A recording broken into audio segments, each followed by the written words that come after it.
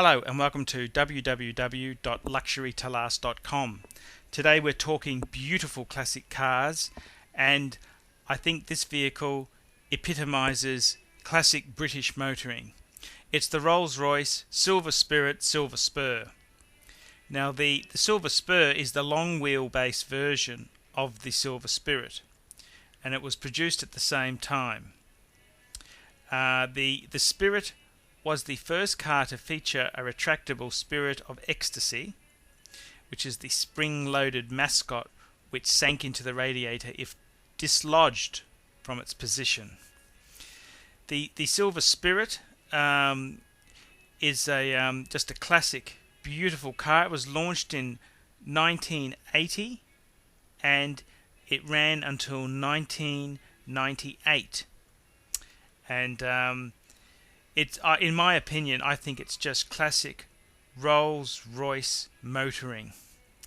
And the Spirit or the Spur, they're both wonderful vehicles. And the predecessor for the Spirit and the Spur was the Shadow and the Wraith. And the successor to this magnificent vehicle was the Rolls-Royce Silver Seraph. And then what happened was, of course, Rolls-Royce was taken over by BMW, and it changed greatly. The Rolls-Royces of today are fantastic vehicles, but the Spirit and the Spur are just fantastic because they hark back to the days of when Rolls-Royce was owned by the British. And I've been a big fan of Rolls-Royce, and I have driven many Rolls-Royces myself, and I must say the Spirit is one of the nicest rides that I've had the pleasure of driving. And the Shadow, as well as the Spirit, had a lot of components that were similar.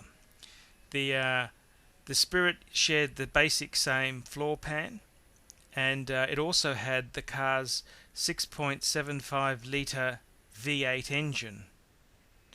So it certainly, you could certainly say it certainly wasn't a revolutionary change. It was an evolution, not a revolution.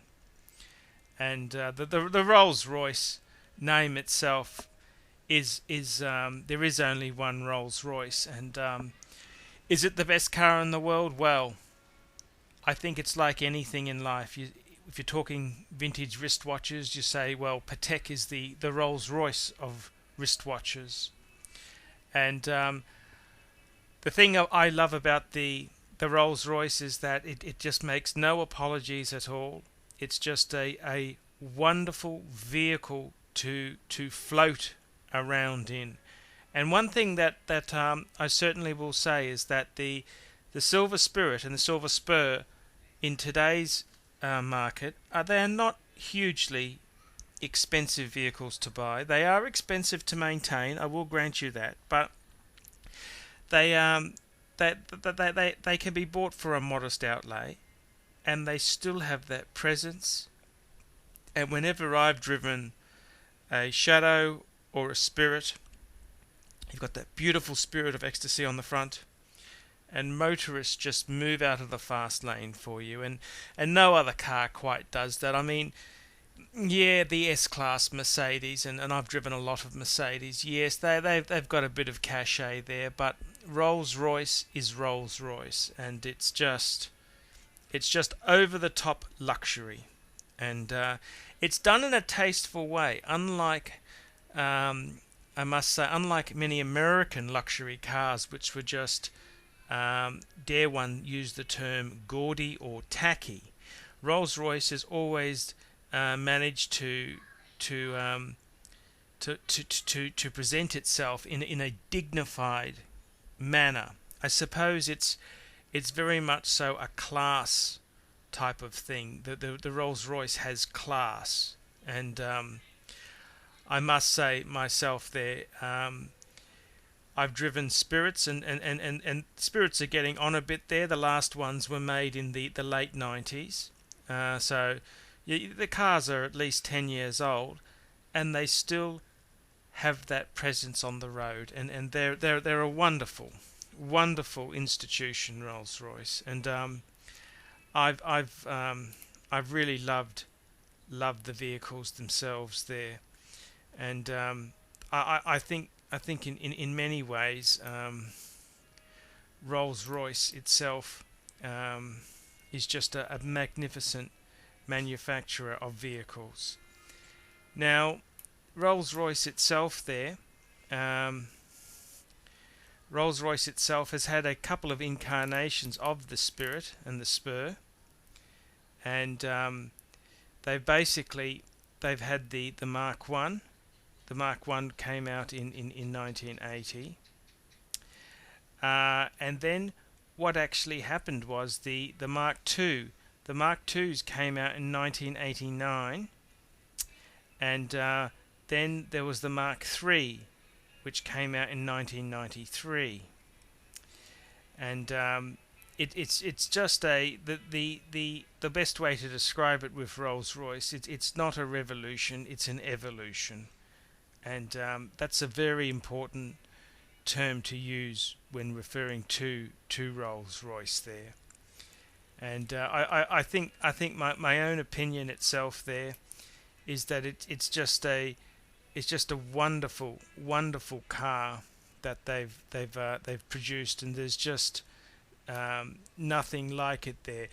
The interesting thing is the Spirit is really a standard luxury car by today's standards. The Wraith and the Spirit, sorry, the Wraith and I should say the Seraph were a premium type of luxury car, and they've carried the gauntlet further.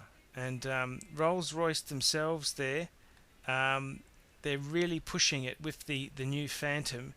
It's really a premium car. So by today's standards, you'd have to compare the Spirit or the Spur to the modern Ghost. That's the equivalent in today's terms, and it's certainly a wonderful vehicle to experience. And look, it's one of these things. I've driven many Rolls-Royces, and people have made snide remarks. Well, it's beyond the snobbery. The Rolls-Royce is a well-made car, beautifully put together car, and unfortunately fairly expensive to run. I mean, the running costs on a Rolls-Royce automobile are quite high, and even if you buy a second-hand Spirit or a Spur, the running costs are quite astronomical, and you do have to accommodate those expenses. So there you have it, the Rolls-Royce Spirit and the Rolls-Royce Spur, and I've got a soft spot for both those vehicles there. I hope you've enjoyed this review, and please don't forget to come to my information website on luxury goods, www.luxurytolast.com. Heaps of information on wristwatches, luxury goods, and other collectibles. Thanks very much.